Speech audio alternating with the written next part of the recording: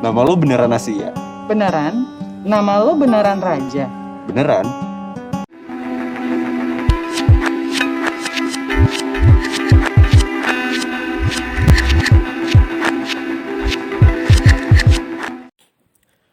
Generasi sandwich. Istilah ini mungkin masih asing bagi beberapa orang.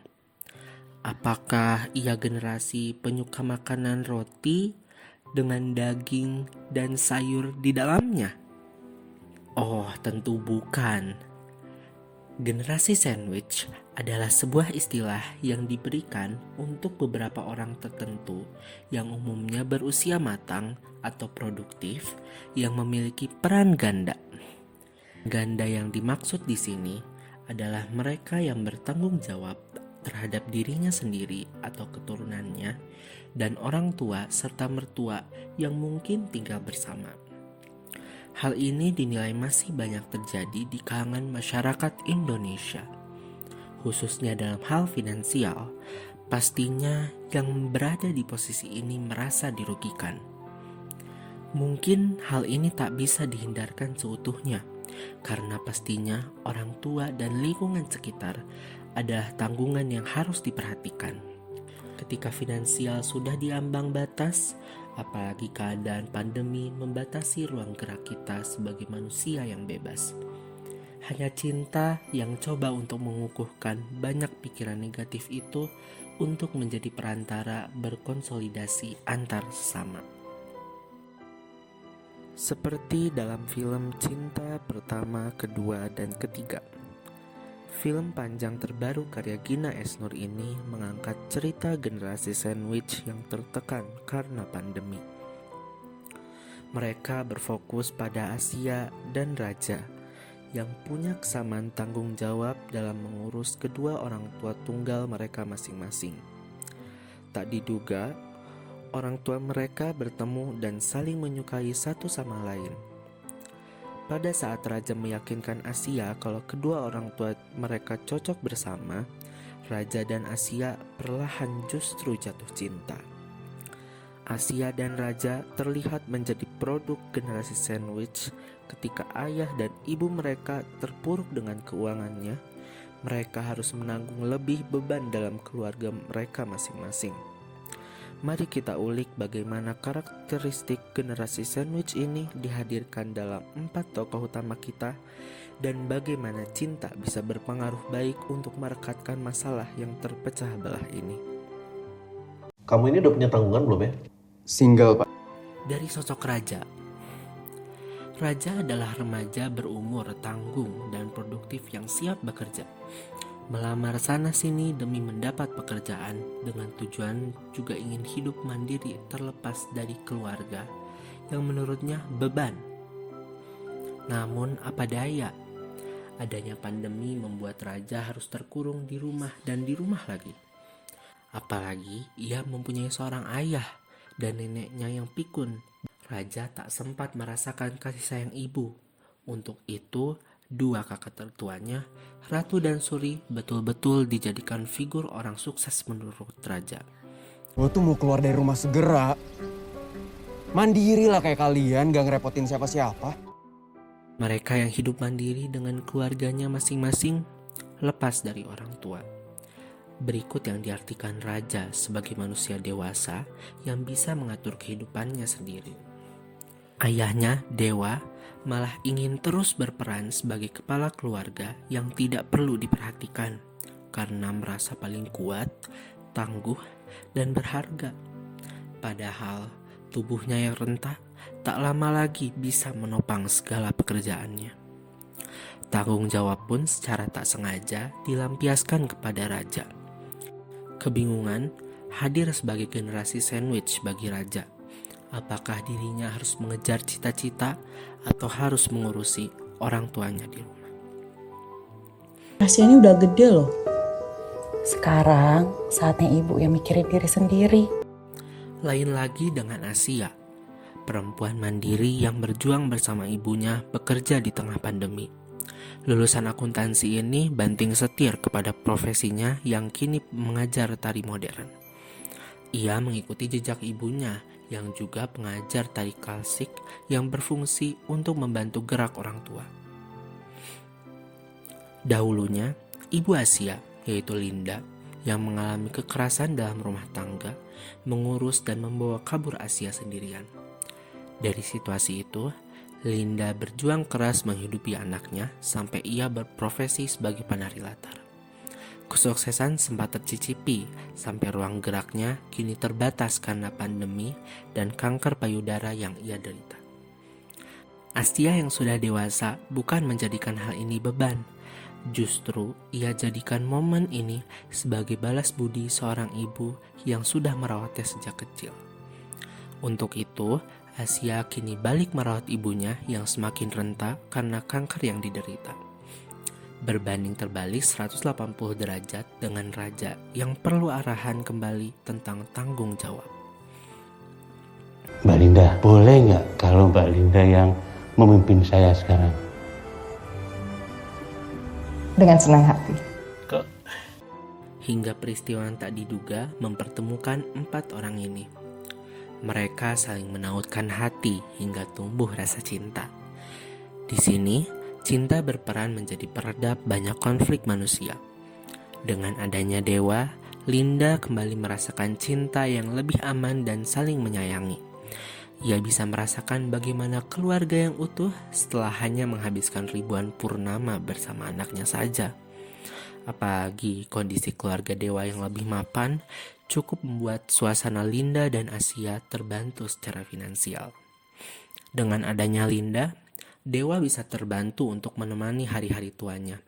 Bertemu dalam ruang dansa, mereka mencoba bergerak menuju keseimbangan dan melepas masalah yang ada. Sejenak berdansa, dan akhirnya Linda bisa membantu memori dewa untuk terjaga dengan baik.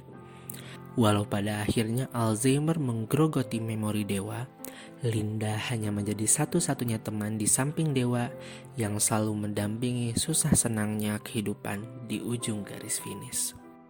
Aku selalu mikir, kapan musimnya ibu aku buat bahagia? Sekarang saatnya, Cak.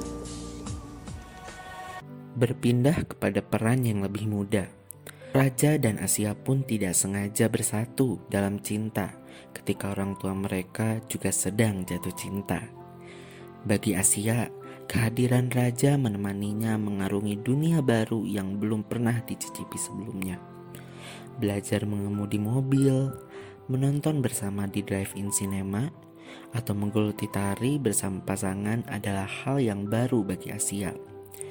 Raja hadir menjadi tempat curhat Asia, membeberkan segala perasaan yang ada dalam hati.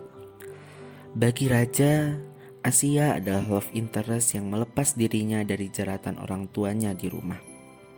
Pelepas penat bertemu dengan wanita yang lebih tua beberapa tahun darinya. Menjalani kisah cinta baginya adalah sebuah irisan hidup yang seru untuk dijalani. Kak Ratu dan Kak Suri yang menurutnya figur ibu pengganti nyatanya jarang hadir untuknya. Asia hadir di sini menjadi figur kakak yang kuat dan bisa dicontoh Raja. Tapi lama-kelamaan tumbuh cinta di antara mereka. Ketika kondisi yang sulit sudah mulai disatukan karena pernikahan Dewa dan Linda, tanggungan sebagai generasi sandwich belum berubah sepenuhnya. Asia dan Raja masih mencari kerja untuk finansial tambahan. Dewa dan Linda malah di sini lebih menunggu kehadiran 2 anak mereka ini di rumah. Beristirahat menjadi lebih penting bagi mereka yang kembali merasakan cinta di kala renta. Tetapi masalah tetap dipikirkan oleh mereka, berujung bentroknya tanggung jawab, khususnya antara figur Dewa dan Raja. Ketika Raja dan Asia bertemu menautkan cinta pertama, sangat aneh ketika ada 2 cinta dalam 2 keluarga berlaku sebagai pasangan kekasih, bukan sebagai pasangan keluarga. Cinta kedua yang sudah dibangun sejak awal, masa diruntuhkan begitu saja karena ada rasa baru yang janggal dalam satu keluarga. Klimaks cinta ini memperburuk kondisi keluarga mereka. Mereka terlihat buta, padahal ada cinta ketiga yang menyeluruh sebagai satu keluarga. Justru cinta ini yang bisa menyatukan semua anggota keluarga. Semua masalah yang sudah dibangun sedari awal menyimpulkan satu solusi yang bisa dilakukan bersama-sama. Begitulah cinta yang hadir untuk generasi sandwich yang berlintas generasi ini. Apabila ditilik latar belakang filmnya, cinta pertama, kedua, dan ketiga ini merupakan love letter dari sang sutradara kepada lingkungan keluarganya, khususnya orang tua. Bagaimana ayah dari Gina Esnur yang mengidap Alzheimer, ibunya yang merupakan pejuang kanker payudara, dan kebetulan mertua dari Gina adalah saudara tiri yang dinikahkan. Tuh, kalau cerita ya dia personal banget sih in a way gitu cerita ini. Kayak gue selalu membayangkan nih kayak kapsul waktu lah untuk dalam sebuah rangkaian gue sebagai anak gitu.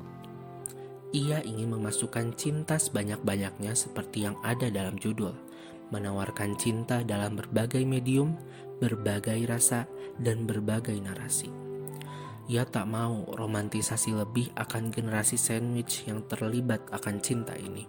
Yang selalu menarik dari penyutradaraan Gina Esnur adalah simbol yang ia kerahkan untuk mewakilkan sebuah topik, yang kali ini adalah cinta. Walau film terbarunya ini tak seperti Dua Garis Biru di tahun 2019 dengan semiotikanya yang bertebaran, cinta pertama, kedua, dan ketiga punya simbol yang lebih dekat dan sederhana. Yang terpenting adalah relevansinya dengan keadaan pandemi yang terbatas. Salah satu simbol cinta yang ditawarkan adalah dansa. Tarian ini menyatukan dua badan terpisah untuk mengikuti irama yang ada. Di sini musik waltz yang mengalun lembut atau beat lagu pertama dari Reza Artamevia mengencourage rasa cinta dalam satu pasangan dansa. Musik waltz mengiringi dansa yang menenangkan naluri, menyeimbangkan segala emosi yang ada dalam manusia, seperti yin dan yang begitu. Cocok untuk mendampingi mereka yang menikmati waktu kosong untuk merelaksasikan hubungan agar tetap nyaman. Lalu, cinta itu akan dibawa dalam intensitas yang naik turun, mengikuti modernitas lewat lagu pertama. Lagu itu dibawakan ketika sensualitas romansa Raja dan Asia difokuskan lewat tarian.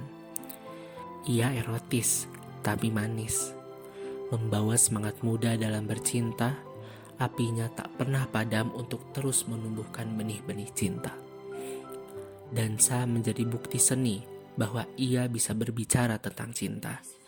Alunan gerakan itu berpadu membentuk harmonisasi antar masalah yang ada bagi tokoh-tokoh di sini. Lupakan sejenak masalah itu. Pasang telinga akan musik-musik yang berdatangan. Mari beristirahat dengan tarian-tarian yang dibawa Gina akan filmnya. Tante Linda happy. Kita happy bapak ada yang nemenin. Happy ending kan? Pada akhirnya, cinta ini menjadi solusi sederhana dan mudah didapat bagi semua orang yang pasti akan mengalami fase di mana dirinya disebut generasi sandwich. Ketika ia berimpit dalam bakti generasi orang tua di atasnya dan derita yang dialami diri sendiri yang berkepanjangan menuju generasi di bawah kita. Lewat film cinta pertama, kedua, dan ketiga, mereka generasi berlapis yang dibuat Gina Esnur dari Nenek Nur, Dewa, Linda, Ratu, Suri, Raja, dan Asia. Penonton akan dibawa mengeksplor bentuk-bentuk cinta yang dikemas dalam simbol menarik dan bukan meromantisasinya terlalu berlebih-lebihan.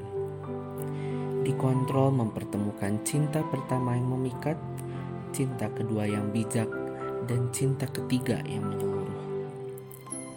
Hidup mungkin tak menentu tentang naik turunnya seperti roller coaster, tetapi selalu ada yang terus menari dan menyala di hati saat kita memilih merayakan kehidupan. Ini kisah mereka yang berani dan terus bergerak serta hidup.